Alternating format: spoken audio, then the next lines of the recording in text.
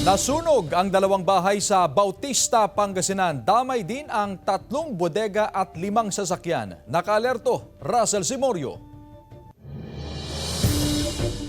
Kita sa cellphone video na ito ang nagngangalit na apoy na sumiklab sa barangay Ketegan, Bautista, Pangasinan. Sa bilis ng pagkalat ng apoy, nagtulungan na ang mga residente sa pag-apula. Nagsimula ang sunog sa bahay ng pamilya ni Elijah May Baltazar. Kwento niya, mahimbing silang natutulog kasama ang 2 anak nang biglang sumiklab ang sunog sa loob ng bahay. Napilitan silang tumalon sa bintana ng bahay para makaligtas sa sunog. Yung bintana po kami, maliit lang po na bintana. Pagkabukas na po, malaki na po yung sunog sa labas. Yun na po, tumalon na po kami sa may bintana po namin. Bago sunog po kami, matatrap po kami sa loob ng bahay. Pag hindi po kami nagising. Walang naisalbang gamit ang pamilya Baltazar. Isang bahay at 3 bodega pa ang nadamay sa sunog. Sunog din ang 5 sasakyan, kabilang ang bagong biling kotse. Humingi po kami ng tulong sir na bumangon po ulit na paggawa po kami ng panibagong tahanan. Problema sa electrical wirings ang nakikita ng BFP